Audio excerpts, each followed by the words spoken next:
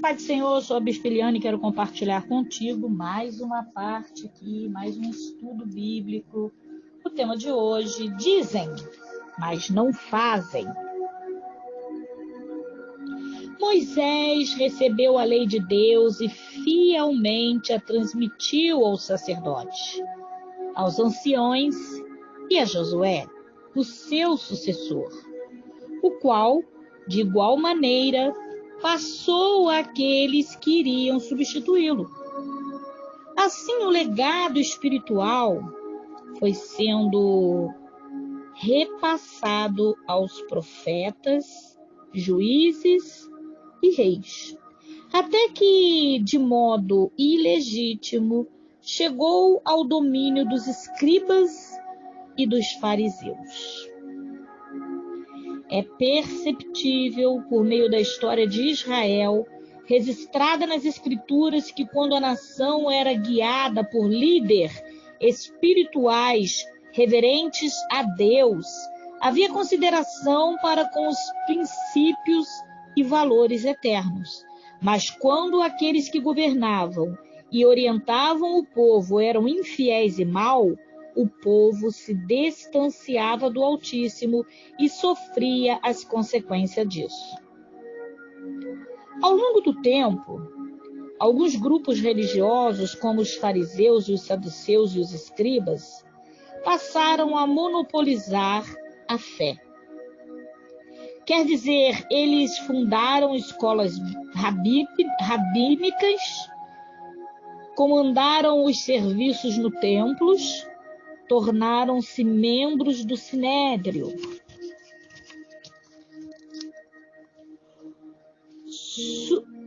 Suprema Corte Religiosa da nação israelita. E assumiram o cargo de intérprete da lei, como se tudo isso fosse exclusividade deles. Então, restava às pessoas seguirem a determinação e orientação deles quando os consultavam para resolver as questões.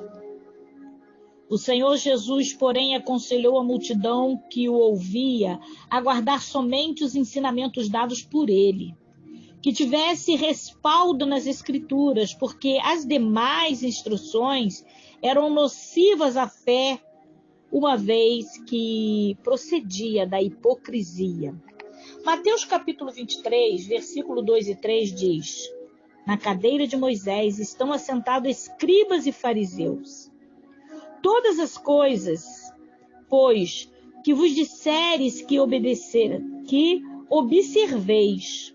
observais e fazei-as, mas não procedais em conformidade com as suas obras, porque dizem e não fazem.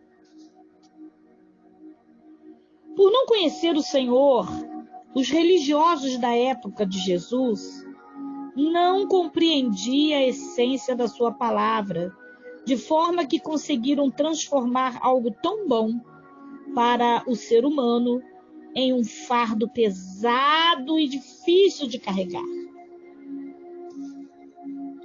As Escrituras transformadas num peso.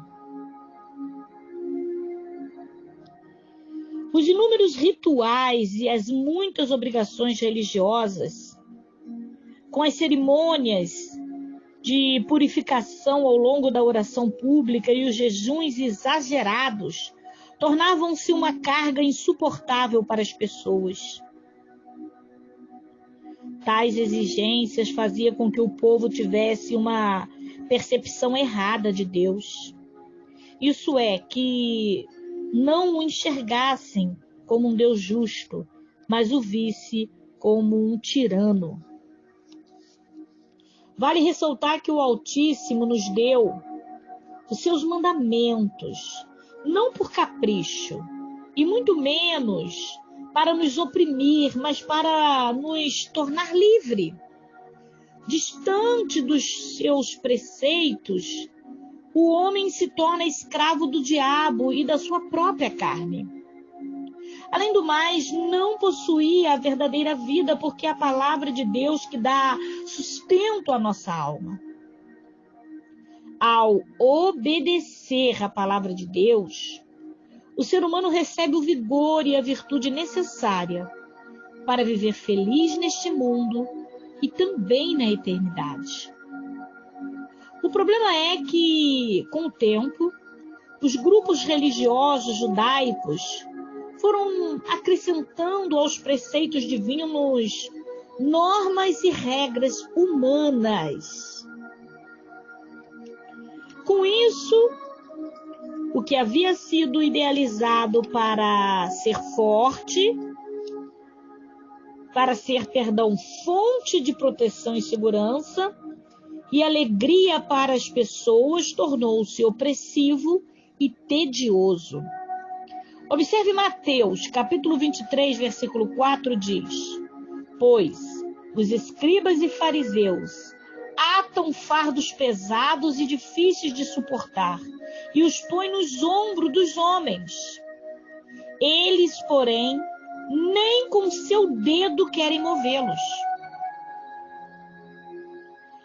O Salvador disse isso porque, além de os religiosos terem distorcido as instruções divinas, não viviam nada do que estavam ensinando para as pessoas. Embora aparentassem pureza por meio de seus vocabulários piedosos, suas roupas sagradas, a vida deles não servia de referência para a fé bíblica. Olha Mateus 23, 5. E fazem para as obras a fim de serem vistos pelos homens, pois trazem largos filactérios e alargam as franjas das suas vestes. Para convencerem os outros das suas devoções a Deus, os fariseus adotavam uma vestimenta diferenciada. Para que você entenda isso, é necessário saber como os judeus comumente se vestiam. Junto às vestes tradicionais com franjas, que serviam para lembrar os israelitas do favor de Deus e das suas boas promessas ao libertá-los do Egito, os religiosos usavam uma pequena caixinha de couro presa à testa, com uma tira de couro entrelaçada no braço esquerdo. Essa caixinha, chamada de filactério, continha trechos das Escrituras. Todas essas especialidades nas roupas foram compreendidas pelos judeus de maneira literal, a partir da passagem como esta, Êxodo 13, 9. E te será por sinal sobre tua mão e por lembrança entre os teus olhos, para que a lei do Senhor esteja em tua boca, porquanto com a mão forte o Senhor te tirou do Egito. E também Deuteronômio, capítulo 6, versículo 8, que diz: também as atarás por sinal na tua mão e te serão por frontais entre os teus olhos. Quando o Senhor deu essas instruções, ele desejava que o ser humano tivesse todo o cuidado para manter a sua palavra na mente e no coração, e não simplesmente atar em seu corpo trechos das Escrituras. Afinal, de nada adianta aos israelitas prender seus ensinamentos na testa, na mão, se esses não estiverem enraizados no íntimo de cada um deles. Quando a palavra de Deus é interpretada ao pé da letra e não de maneira espiritual, perde-se a essência que está nela. Mas foi exatamente isso que os fariseus fizeram ao deturparem o sentido das Escrituras. Em geral, o filactério e o talide, manto ou chale com a franja, eram usadas nos momentos de oração.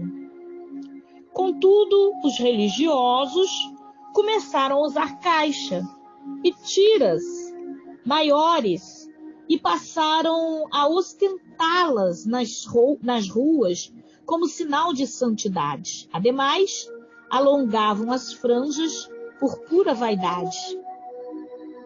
Vale dizer que nenhum mandamento divino tem a finalidade de chamar a atenção dos outros para aquele que o pratica. Porém, conforme o Senhor Jesus disse, os mestres judeus almejavam apenas visibilidade, ao colocarem franjas enormes nas suas vestes e filactérios avantajados.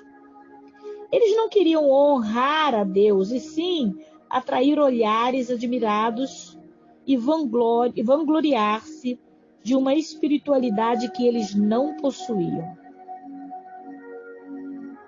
Harmonia entre o que Jesus fazia e falava.